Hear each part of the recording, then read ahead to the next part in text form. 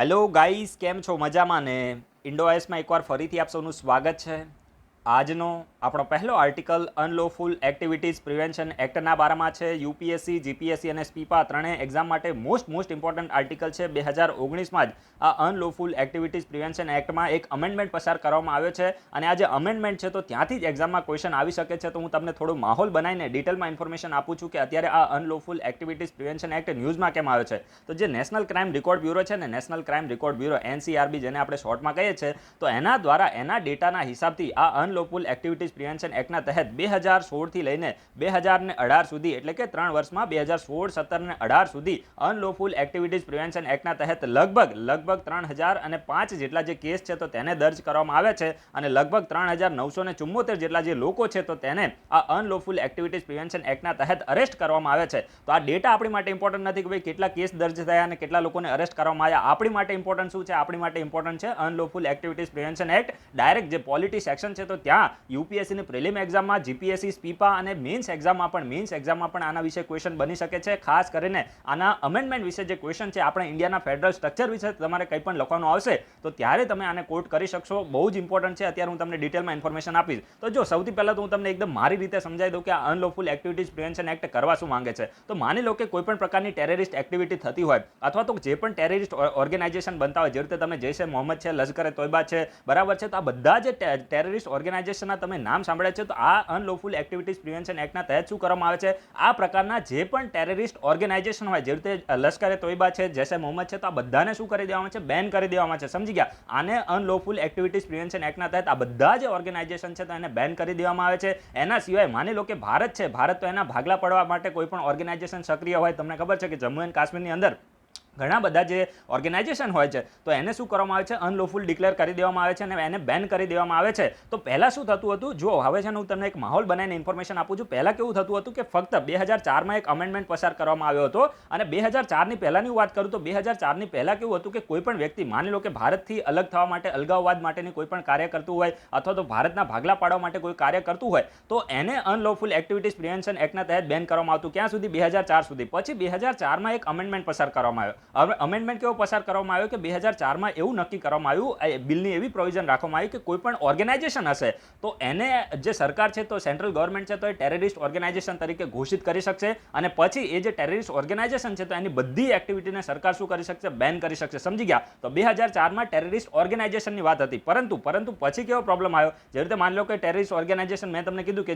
જૈશ એ મોહમ્મદ છે તો એક ટેરરિસ્ટ ઓર્ગેનાઇઝેશન છે, લશ્કરે તોયબા છે તો એ ટેરરિસ્ટ ઓર્ગેનાઇઝેશન છે. તો ઇનિશિયલી કેવું થતું હતું કે સરકારે 2004માં બહુ મોટું વિચારીને આ પ્રકારનો અમેન્ડમેન્ટ તો કરી દીધો કે અમે હવે ટેરરિસ્ટ ઓર્ગેનાઇઝેશન હશે તો એને બેન કરી દઈશું. પરંતુ પછી પ્રોબ્લેમ કેવો શરૂ થયો કે માની લો કે ટેરરિસ્ટ ઓર્ગેનાઇઝેશન સરકારે બેન કર્યું કે XYZ નામનું ઓર્ગેનાઇઝેશન બેન કરી દીધું, પ્રતિબંધિત કરી દીધું. પછી શું થતું કે એનો જે પણ એક માની લો કે એક ઓર્ગેનાઇઝેશનને બંધ કર્યું તો એનો જે મેન લીડર હોય ને તો એ શું કરે કે એક નામનું ઓર્ગેનાઇઝેશન બંધ કર્યું તો એક બીજું ઓર્ગેનાઇઝેશન શરૂ કરી દેતું. સમજી ગયા? એટલે કે માની લો કે XYZ નામનું ઓર્ગેનાઇઝેશન બેન કરી દીધું સરકારે, તો એ વ્યક્તિ શું કરે? ZXY કરીને નવું ઓર્ગેનાઇઝેશન બનાવી દે. એને કોઈ ફરક પડતો જ નહોતો. જસ્ટ ખાલી ઓર્ગેનાઇઝેશનનું નામ કહેવાય ને કે ચેન્જ કરી નાખે અને લીડર તો એ જ રહેતો હતો. સમજી ગયા? જે રીતે માની લો કે મસૂદ અઝહર છે, બરાબર છે, તો એને XYZ નામનું ઓર્ગેનાઇઝેશન બનાવ્યું અને સરકારે શું કીધું કે અમે હવે આ XYZ નામનું ઓર્ગેનાઇઝેશન છે ને આતંકવાદી ઓર્ગેનાઇઝેશન છે અને ભારત વિરોધી કાર્ય કરે છે તો અમે એને શું કરીએ છીએ? બેન કરીએ છીએ. તો આ શું કરે? મસૂદ અઝહર છે ને XYZ ની જગ્યાએ શું કરી દે? ZXY કરી દે અને એની એક્ટિવિટી ચાલુ રહે.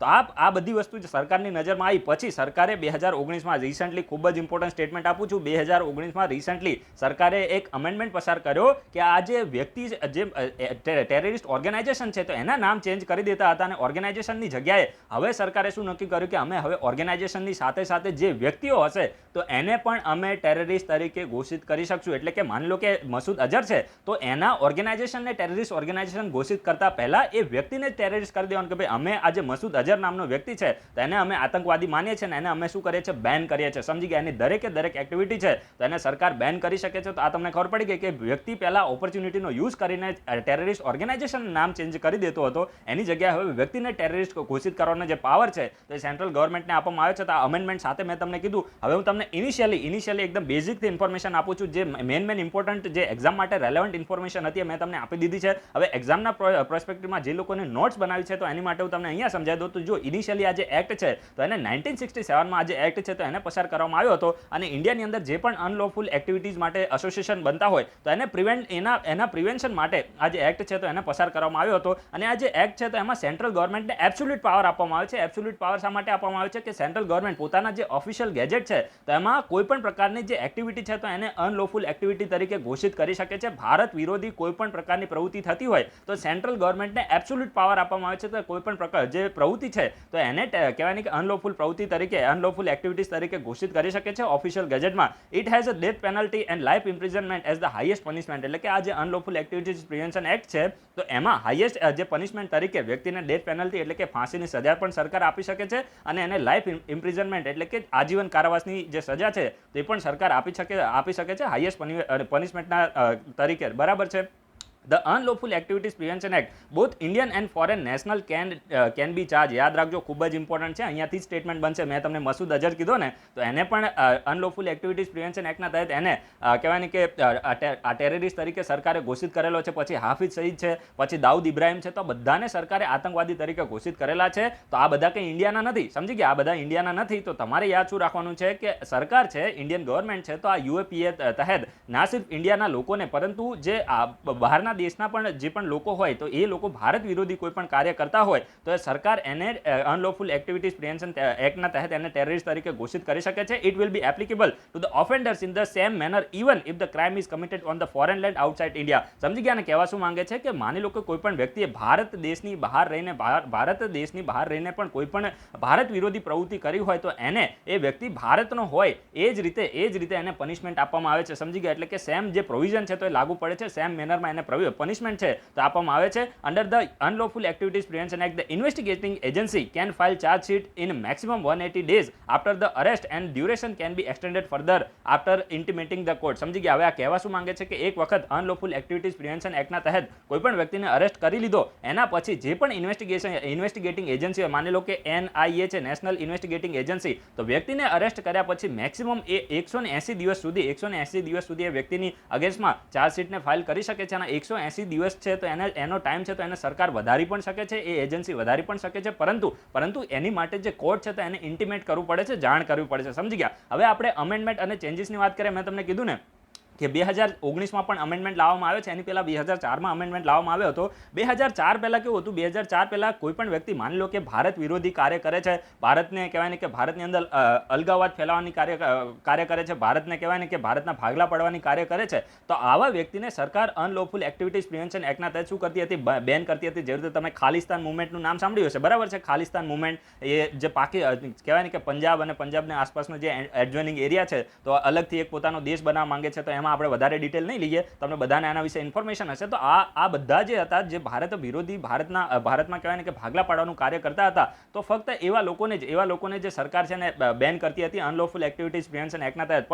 પછી સરકારે 2004માં એક અમેન્ડમેન્ટ લાવ્યો. આ જે અનલોફુલ એક્ટિવિટીઝ પ્રિવેન્શન એક્ટ છે તો એના તહેત એક અમેન્ડમેન્ટ લાવવામાં આવ્યો, અને આ જે અમેન્ડમેન્ટ છે તો એમાં ટેરરિસ્ટ એક્ટ છે તો એને એડ કરવામાં આવ્યું કે ભાઈ ભારતની વિરોધમાં કોઈ પણ ટેરરિસ્ટ એક્ટ કરી રહ્યા છે તો એ પ્રકારના જે ટેરરિસ્ટ ઓર્ગેનાઇઝેશન છે તો એને પણ શું કરવામાં આવશે? બેન કરવામાં આવશે. પરંતુ મેં તમને જે મેન પ્રોબ્લેમ કીધું ને કે ભાઈ ટેરરિસ્ટ ઓર્ગેનાઇઝેશન બેન થઈ જતા હતા, પછી શું થતું હતું કે વ્યક્તિઓ ટેરરિસ્ટ ઓર્ગેનાઇઝેશનના નામ ચેન્જ કરીને પોતાની એક્ટિવિટી છે તો એને ચાલુ કરતા હતા. તો આ જ વસ્તુ સરકારના ધ્યાનમાં આવી અને પછી 2019માં એક અમેન્ડમેન્ટ એટલે કે સંશોધન પસાર કરવામાં આવ્યું, અને એ અમેન્ડમેન્ટના હિસાબથી ટેરરિસ્ટ ઓર્ગેનાઇઝેશનની જગ્યાએ સાથે જે ટેરરિસ્ટ ઇન્ડિવિડ્યુઅલ છે, વ્યક્તિ છે, તો એને પણ ટેરરિસ્ટ તરીકે ઘોષિત કરવાનો જે પાવર છે તો સરકારને આપવામાં આવ્યો છે. અને આ જે અનલોફુલ એક્ટિવિટીઝ પ્રિવેન્શન એક્ટ છે તો એમાં જે નેશનલ ઇન્વેસ્ટિગેટિંગ એજન્સી છે, નેશનલ ઇન્વેસ્ટિગેશન એજન્સી છે, તો એના ડાયરેક્ટર જનરલને પાવર આપવામાં આવે છે કે કોઈ પણ માની લો કે જે કોઈ પણ વ્યક્તિની કહેવાય ને કે અનલોફુલ એક્ટિવિટીઝ પ્રિવેન્શન એક્ટના તહેત એની ઇન્વેસ્ટિગેશન થઈ રહી છે તો એ વ્યક્તિની જે પ્રોપર્ટી છે તો એને સીઝ કરવાનો જે પાવર છે, તો અપ્રુવલ આપવાનો જે પાવર છે તો નેશનલ ઇન્વેસ્ટિગેશન એજન્સીના જે ડાયરેક્ટર જનરલ છે તો એને આપવામાં આવે છે. તમારે ખાસ નોટ ડાઉન કરવાનું છે. આ અમેન્ડમેન્ટ છે ને અહીંયાથી ક્વેશ્ચન બનવાનો છે, ડાયરેક્ટ સ્ટેટમેન્ટ ફોર્મ થશે. હું તમને રીડિંગ કરીને એક વખત કહેવાય ને કે સમજાવું છું. The act empowers the director general of the national investigation agency to grant the approval of the seizure and attachment of the property when the case is investigated by the state agency. સમજી ગયા? એટલે કે માની લો કે કોઈ પણ case છે unlawful activities prevention એક્ટના તહેત નેશનલ ઇન્વેસ્ટિગેશન એજન્સી દ્વારા કહેવાય ને કે એની ઇન્વેસ્ટિગેશન કરવામાં આવી રહી છે. તો આ કેસની અંદર જ્યારે એનઆઈએ આ કેસનું કોઈ પણ કેસનું ઇન્વેસ્ટિગેશન કરતી હોય તો આ કેસની અંદર એનઆઈએના ડીજી એટલે શું થાય, ડાયરેક્ટર જનરલને પાવર આપવામાં આવે છે કે કોઈ પણ વ્યક્તિની જે પ્રોપર્ટી છે તો એને સીઝ કરવી એટલે કે જપ્ત કરી લેવી, તો એનો અપ્રુવલ આપવાનો જે પાવર છે તો એનઆઈએના ડાયરેક્ટર જનરલને આપેલો છે. The act empowers the officers of the NIA of the rank of the inspector or above to investigate the case from the cases of the terrorism in addition to those conducted by the DSP or ACP or above rank officers in the state. હવે ખૂબ જ important statement છે આ છે ને, તમે ખાસ note down કરજો કે અત્યારનો જે અમેન્ડમેન્ટ કરવામાં આવ્યો તો એ અમેન્ડમેન્ટની અંદર જે એનઆઈએ છે, નેશનલ ઇન્વેસ્ટિગેશન એજન્સી, તો એના ઇન્સ્પેક્ટર અથવા તો એનાથી ઉપરની, જે રીતે તમે પીઆઈનું નામ સાંભળ્યું છે ને, પોલીસ ઇન્સ્પેક્ટર, તો ઇન્સ્પેક્ટર અથવા તો એનીથી ઉપરના રેન્કના જે અધિકારીઓ હોય, પોલીસ ઇન્સ્પેક્ટર હોય, તો એને એના નેશનલ ઇન્વેસ્ટિગેશન એજન્સીના તહેત અનલોફુલ એક્ટિવિટીઝ પ્રિવેન્શન એક્ટમાં ઇન્વેસ્ટિગેશન કરવાનો પાવર આપેલો છે. ખાસ કરીને જે સ્ટેટ ગવર્મેન્ટ હોય તેની અંદર જે ડીએસપી છે, બરાબર છે, એના સિવાય એસીપી છે, તો આ રેન્કના અધિકારીઓ સ્ટેટ ગવર્મેન્ટની અંદર જે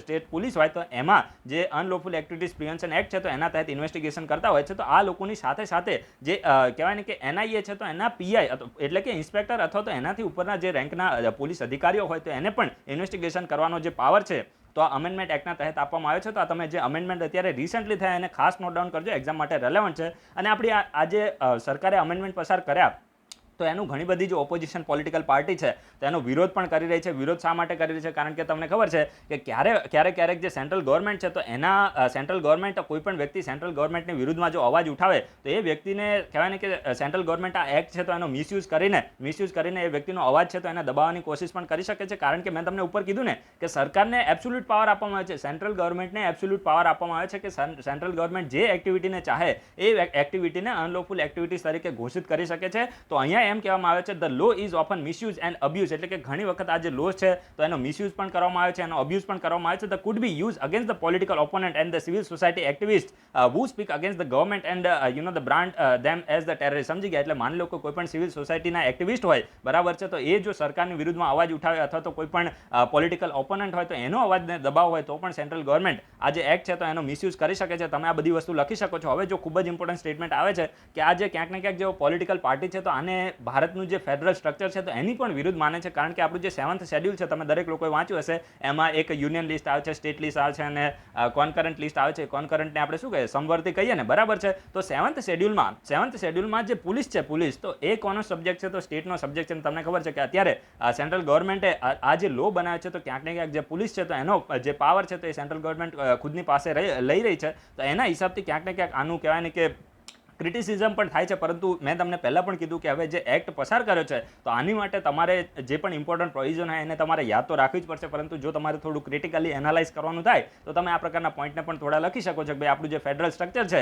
તેની અગેન્સ્ટમાં પણ આને માનવામાં આવે છે. કારણ કે જે સ્ટેટ છે તો કહેવાય ને કે પોલીસ છે તો એ સ્ટેટ સબ્જેક્ટમાં આવે છે અને એના હિસાબથી સેન્ટ્રલ ગવર્મેન્ટે અહીંયા જે આ જે અનલોફુલ એક્ટિવિટીઝ પ્રિવેન્શન એક્ટમાં જે નેશનલ ઇન્વેસ્ટિગેશન એજન્સીને જે કહેવાય ને કે વધારે પડતો પાવર આપ્યો છે તો એના હિસાબથી ક્યાંક ને ક્યાંક આપણું જે ફેડરલ સ્ટ્રક્ચર છે તો એને પણ કહેવાય ને કે એને પણ થોડું કહેવાય ને કે એના ઉપર પણ આની નેગેટિવ ઇમ્પેક્ટ થઈ શકે છે. તો આ પ્રકારનું તમે થોડું સ્ટેટમેન્ટ તમારું ફોર્મ કરી શકો છો, બરાબર છે. આપણે આના વિશે ડિટેલમાં ઇન્ફોર્મેશન લીધી છે. હવે કોઈ પણ પ્રકારનો આર્ટિકલ આવશે, કહેવાય ને કે તમારે આન્સર લખવાનો આવશે મીન્સ એક્ઝામમાં, તો તમે એને આસાનીથી ટેકલ કરી શકશો અને પ્રિલિમમાં તો તમે આસાનીથી જે આન્સર છે તો એને રાઇટ કરી શકશો. ઠીક છે? તો આપણે બધા કહેવાય ને કે ઇમ્પોર્ટન્ટ પોઈન્ટને ડિસ્કસ કરી લીધા છે. હવે જો અત્યારે અનલોફુલ એક્ટિવિટીઝ પ્રિવેન્શન એક્ટ ન્યૂઝમાં હતો તો આપણે આના વિશે ડિસ્કશન કરી, બરાબર છે. તો હવે તમારી એક ફરજ ચાલુ થાય છે, તમારે દરેક લોકોએ નેશનલ સિક્યોરિટી એક્ટ, બરાબર છે, નેશનલ સિક્યોરિટી એક્ટ હંમેશા ન્યૂઝમાં રહેતો જ હોય છે, બરાબર છે. તો આ પણ આવો થોડો કોન્ટ્રોવર્શિયલ એક્ટ છે. તો દરેક લોકો વિડીયોના કમેન્ટ બોક્સમાં લખે કે આ નેશનલ સિક્યોરિટી એક્ટ ક્યારે પસાર કરવામાં આવ્યો હતો અને આ નેશનલ સિક્યોરિટી એક્ટની ઇમ્પોર્ટન્ટ પ્રોવિઝન તમારે ટુ ધ પોઈન્ટમાં લખવાની છે. એકદમ ડિટેલમાં આન્સર ના આપો તો ચાલશે,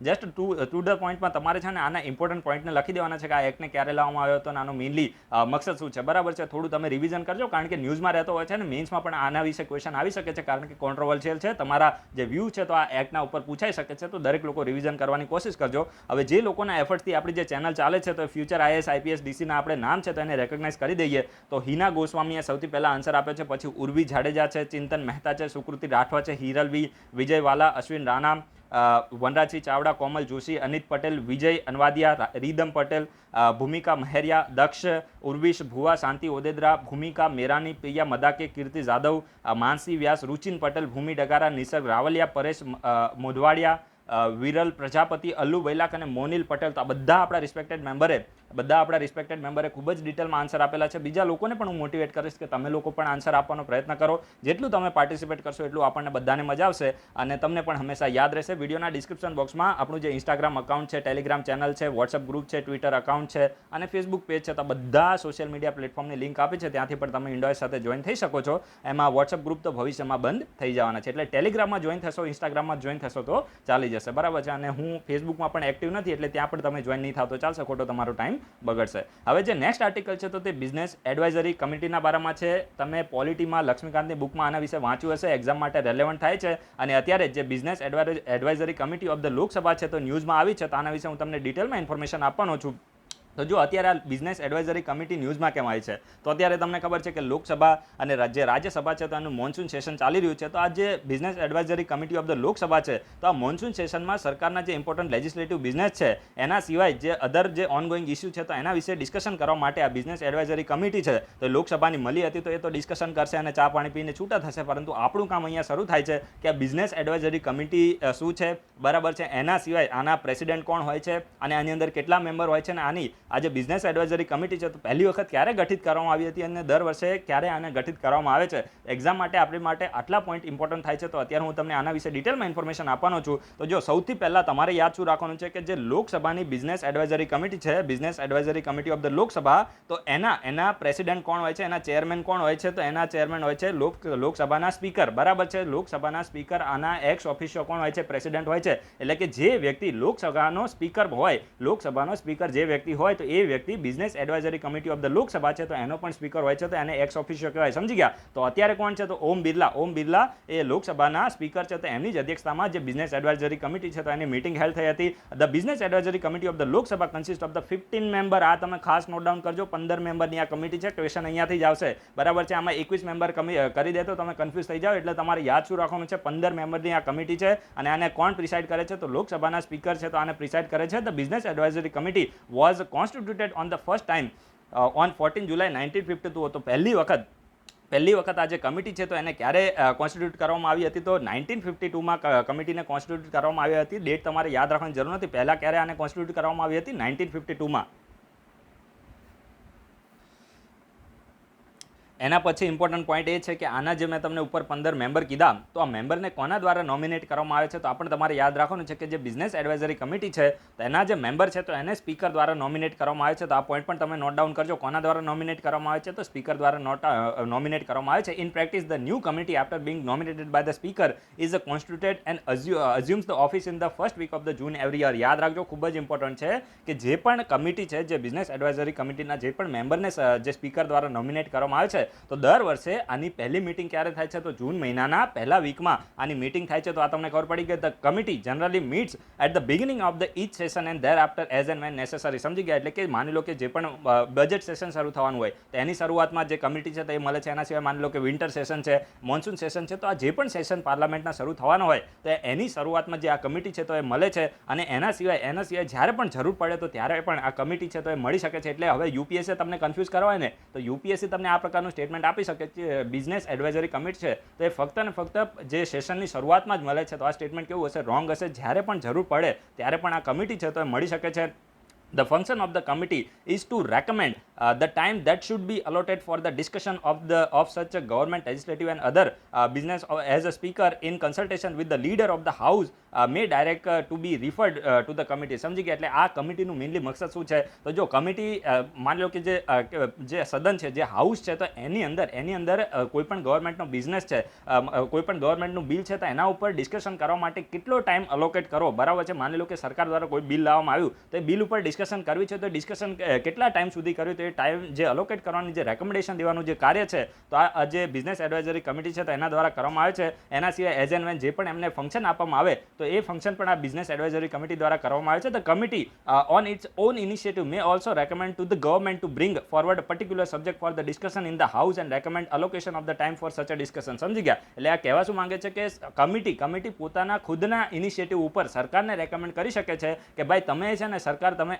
આ જે સબ્જેક્ટ છે પર્ટિક્યુલર સબ્જેક્ટ એના ઉપર હાઉસની અંદર થોડા સમય માટે ડિસ્કશન કરો. તમે માની લો કે 1 કલાક માટે કોઈ પર્ટિક્યુલર સબ્જેક્ટ છે, માની લો કે ઇન્ડિયા અને ચાઇનાના અત્યારે બોર્ડર ઉપર જે સિચ્યુએશન ચાલી રહી છે તો આની ઉપર માની લો કે કમિટીએ ડિસ્કશન કરાવ્યું હોય તો કમિટી સરકારને રેકમેન્ડેશન કરી શકે છે કે ભાઈ તમે હાઉસની અંદર 1 કલાક સુધી આ મેટર ઉપર ડિસ્કશન કરો. સમજી ગયા? એટલે કે ખુદના ઇનિશિયેટિવ ઉપર પણ સરકારને રેકમેન્ડ કરી શકે છે. The decision reach by the committee as always are always unanimous in character and representative of the collective view of the house. હવે સમજી ગયા? એટલે આ જે કમિટી છે તો એની અંદર જે પણ ડિસિઝન લેવામાં આવે છે તો યુનેનિમસલી લેવામાં આવે છે, એટલે કે સર્વસંમતિથી લેવામાં આવે છે. તો આ પણ તમારે યાદ રાખવાનું છે. તો આ બિઝનેસ એડવાઇઝરી કમિટી વિશે મેં તમને ડિટેલમાં ઇન્ફોર્મેશન આપી દીધી છે. યાદ શું રાખવાનું છે કે જે લોકસભાની બિઝનેસ એડવાઇઝરી કમિટી છે તો એના પ્રેસિડેન્ટ કોણ હોય છે? તો એના પ્રેસિડેન્ટ હોય છે લોકસભાના સ્પીકર. અને આ જે કમિટી છે તો એની અંદર ટોટલ કેટલા મેમ્બર હોય છે? તો 15 મેમ્બર હોય છે. પહેલી વખત ક્યારે બનાવવામાં આવી હતી? તો 1952માં. ડેટ તમારે યાદ રાખવાની જરૂર નથી, પણ 1952માં આ જે કમિટી છે તો એને ગઠિત કરવામાં આવી હતી. બસ આટલું તમારે યાદ રાખવાનું છે. અને જે મેમ્બર છે તો એને કોના દ્વારા નોમિનેટ કરવામાં આવે છે? તો સ્પીકર દ્વારા નોમિનેટ કરવામાં આવે છે. એના પછી જે નેક્સ્ટ આર્ટિકલ છે તો તે SPICE પોર્ટલના બારામાં છે. ખૂબ જ ઇમ્પોર્ટન્ટ પોર્ટલ છે. સૌથી પહેલાં તમારે યાદ શું રાખવાનું છે કે આ SPICE પ્લસ પોર્ટલ કોના દ્વારા લોન્ચ કરવામાં આવ્યું છે? આ પ્લસ છે, આ હું કદાચ પહેલાં નથી બોલ્યા, તમારે યાદ રાખવાનું છે. આનું ફૂલ નામ શું છે?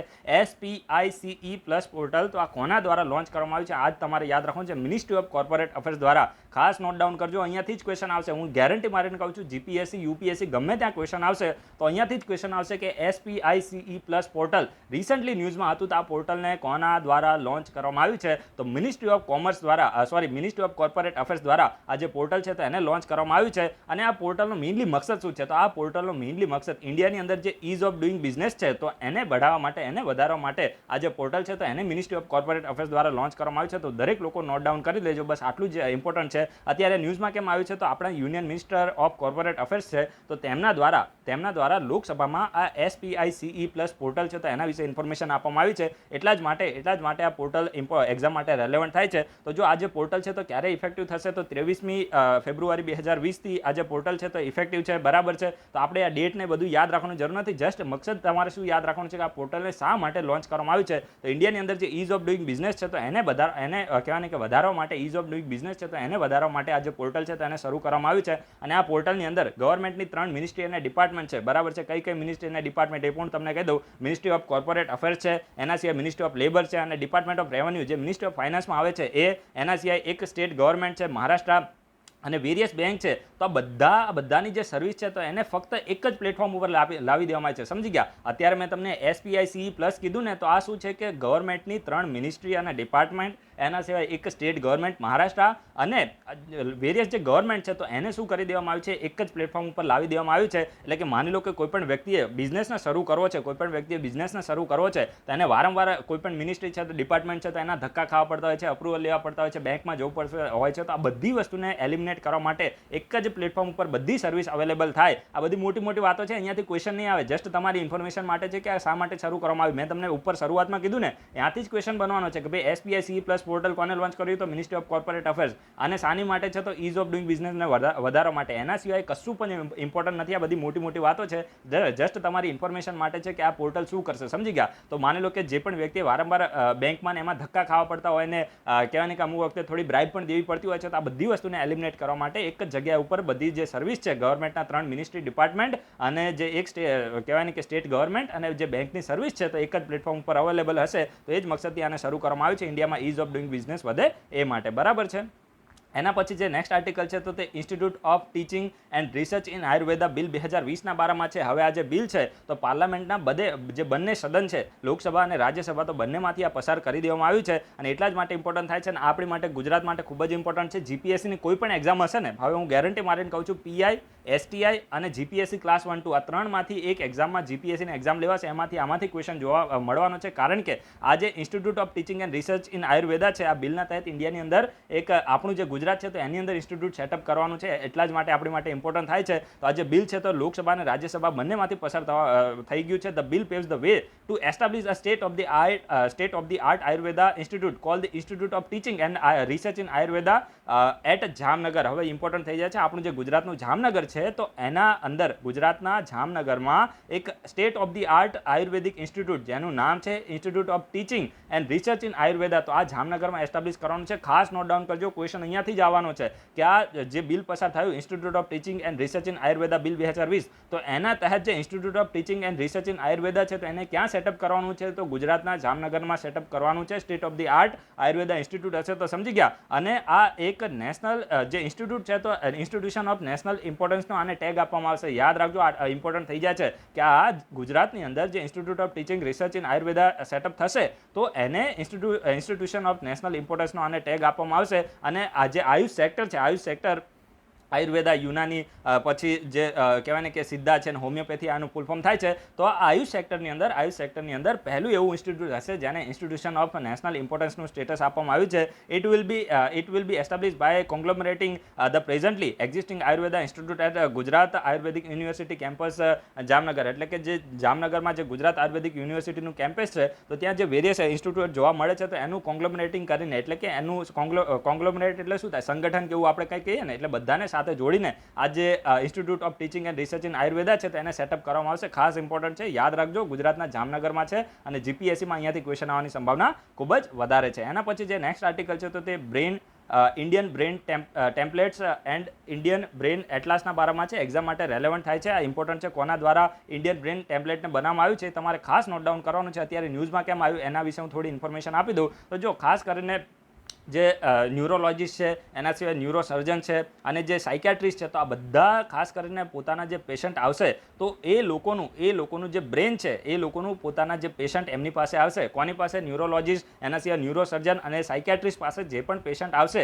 તો થોડા સમયની આવનારા ભવિષ્યની અંદર એ લોકો પોતાના જે પેશન્ટ છે તો એનું જે બ્રેન સ્ટ્રક્ચર છે તો એનું શું કરી શકશે, મેપિંગ કરી શકશે. સમજી ગયા. અને આની માટે શાનો યુઝ કરી શકશે, તો આની માટે જે પણ ન્યુરો સર્જન અને જે સાયકેટ્રિસ્ટ હશે, ન્યુરોલોજીસ્ટ હશે, તો આ લોકો જે ઇન્ડિયન બ્રેન ટેમ્પલેટ્સ અને જે બ્રેન એટલાસ છે જેને ડેવલપ કરવામાં આવ્યું છે નિમહાસ. હવે આ જે નિમહાસ છે તો આનું ફૂલ ફોર્મ શું થાય છે? નિમહાસનું ફૂલ ફોર્મ થાય છે national institute four mental health and neuro science. National institute of mental health અને ન્યુરો સાયન્સીસ છે. તો આના દ્વારા જે ઇન્ડિયન બ્રેન ટેમ્પલેટ છે એના સિવાય જે બ્રેન એટલાસ છે તો એને ડેવલપ કરવામાં આવ્યું છે. ખાસ નોટ ડાઉન કરજો, ઇન્ડિયન બ્રેન ટેમ્પલેટ્સ અને જે બ્રેન એટલાસ છે તો એને કોના દ્વારા ડેવલપ કરવામાં આવ્યું છે, તો national institute of mental health and neuro science છે. તો આના દ્વારા ઇન્ડિયન બ્રેન ટેમ્પલેટ્સ અને જે બ્રેન એટલાસ છે તો એને ડેવલપ કરવામાં આવ્યું છે. અને આનો યુઝ કરીને આવનારા ભવિષ્યની અંદર જે ન્યુરોલોજીસ્ટ, ન્યુરો સર્જન અને જે સાયકેટ્રિસ્ટ હશે તો પોતાની પાસે જે પણ લોકો એના પેશન્ટ આવશે તો એનું જે બ્રેન છે તો એનું શું કરી શકશે, બ્રેન છે તો એનું મેપિંગ કરી શકશે. તો આ જે કન્ટેક્ટ છે તો એક્ઝામ માટે રેલેવન્ટ નથી, પરંતુ આ જે ઇન્ડિયન બ્રેન ટેમ્પલેટ છે એના સિવાય જે બ્રેન એટલાસ જેને ડેવલપ કરવામાં છે નિમહાસ દ્વારા, તો એના વિશે આપણે થોડી ઇન્ફોર્મેશન લઈએ. The neurologist studied over 500 brain scan of Indian patient to develop the 5 set of the templates and a brain atlas of the 5 age group covering late childhood to late adulthood. સમજી ગયા. તો જો આજે neuro scientist છે તો એ લોકોએ શું કર્યું છે, 500 જેટલા ભારતના લોકોના જે બ્રેન છે તો એને શું કરે છે, એને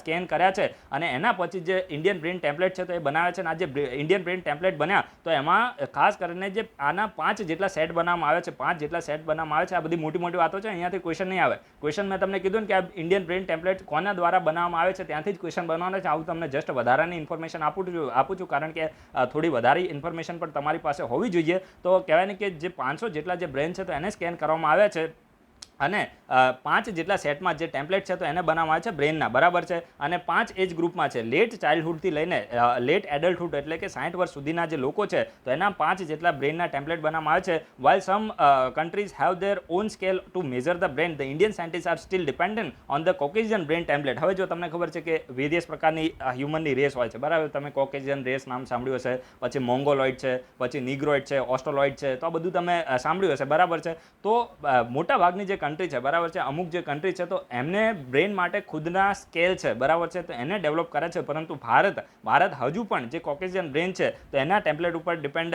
કરે છે. તો આ પણ તમારે યાદ રાખવાનું છે. Now they develop a scale that will measure an Indian brain, બરાબર છે. અને હવે તો જે નિમહંસ મેં તમને ઉપર કીધું તો એના દ્વારા એક સ્કેલને ડેવલપ કરવામાં આવી છે જે ઇન્ડિયન બ્રેન છે, તો એને શું કરી શકશે, મેજર કરી શકશે. The template and the atlas will provide more precise reference maps for the areas of the interest in individual patients will with the neurological disorder like the stroke, brain tumors and dementia, બરાબર છે. એટલે dementia એટલે શું થાય, માની લો કે જે કોઈ પણ વ્યક્તિને પેલી ભૂલી જવાની એ બધી બીમારી થઈ જતી હોય છે તો એને ડિમેન્શિયા કહેવામાં આવે છે. તો ખાસ કરીને આ જે ટેમ્પલેટ્સ બનાવવામાં આવે છે ઇન્ડિયન બ્રેન્સના ટેમ્પલેટ્સ, તો એ જે બ્રેન ટ્યુમર છે, સ્ટ્રોક છે, પછી ડિમેન્શિયા છે, તો આ બધા જે છે તો એના પેશન્ટ છે તો એના માટે મોર પ્રિસાઇઝ કહેવાય ને કે જે બ્રેન માટેનો જે રેફરન્સ છે તો આના દ્વારા પૂરો પાડવામાં આવશે. These templates and atlas will also help pool information more usefully in group studies of the human brain and psychological functions aiding our understanding of the psychiatric illness, બરાબર છે. The national institute of mental health and neuroscience વિશે આપણે થોડી information લઈએ, exam માટે relevant છે, યાદ રાખજો. National institute of mental health and neuro સાયન્સની વાત કરીએ તો આ મેન્ટલ હેલ્થ અને ન્યુરો સાયન્સ માટે ઇન્ડિયાની અંદર એક એપેક્સ સેન્ટર છે. કઈ જગ્યાએ લોકેટેડ છે તો બેંગાલુરુમાં લોકેટેડ છે. દરેક લોકો આને નોટ ડાઉન કરજો, ક્વેશ્ચન અહીંયાથી જ આવશે. ઉપર મેં તમને જે ફાલતુઓ વાત કીધી ને એટલે એક્ઝામ માટે રેલેવન્ટ નથી, બરાબર છે, કારણ કે આપણે કંઈ સાયન્ટિસ્ટ પણ બનવાનું નથી. જસ્ટ તમારી પાસે ઇન્ફોર્મેશન હોવી જોઈએ કે ઇન્ડિયન બ્રેન જે ટેમ્પલેટ છે તેને કોના દ્વારા આને ડેવલપ કરવામાં આવ્યું છે. બાકી બધી કહેવાય ને કે વિડીયો આપણે ડિસ્કસ કરતા હોય એટલે થોડી તમને ઇન્ફોર્મેશન આપવી પડે, કારણ કે વન લાઇનર કોઈ દિવસ આ ડિસ્કશન થતી નથી, બરાબર છે. તો આ નિમહંસને વિશે આપણે ઇન્ફોર્મેશન લઈએ તો national institute of mental health and neuro science A mental health અને ન્યુરો સાયન્સ માટે એક એપેક્સ સેન્ટર છે. અને કઈ જગ્યાએ લોકેટેડ છે, બેંગાલુરુમાં છે. કઈ મિનિસ્ટ્રીમાં આવે છે તો જે ministry of health and family welfare છે, ministry of health and family welfare છે, તો એમાં ઓટોનોમસલી એના તહેત કાર્ય કરે છે. અને આ ઇન્સ્ટિટ્યૂટ ઓફ નેશનલ ઇમ્પોર્ટન્ટ પણ છે, બરાબર છે. ઇન્સ્ટિટ્યૂટ ઓફ નેશનલ ઇમ્પોર્ટન્સનો જે આને ટેગ પણ આપવામાં આવે છે, એક્ઝામ માટે રેલેવન્ટ થાય છે. દરેક લોકો આજે જે એક ક્વેશ્ચન તમને પૂછવામાં આવે છે એનો તમે આન્સર આપવાનો પ્રયત્ન કરજો. અને આ બિઝનેસ એડવાઇઝરી કમિટી પૂછી તો એની સાથે હું તમને પૂછી લઉં કે એસ્ટિમેટ કમિટી વિશે પણ તમારે થોડી ઇન્ફોર્મેશન આપવી હોય તો આ વિડીયોના કમેન્ટ બોક્સમાં તમે આપી શકો છો. લક્ષ્મીકાંત બુકમાં તમે એસ્ટિમેટ કમિટી વિશે પણ કહેવાય ને કે સ્ટડી કરી હશે તો દરેક લોકો આન્સર આપવાનો પ્રયત્ન કરજો, બરાબર છે. So guys, thanks for watching. તમારા બધાનો દિવસ શુભ જાય.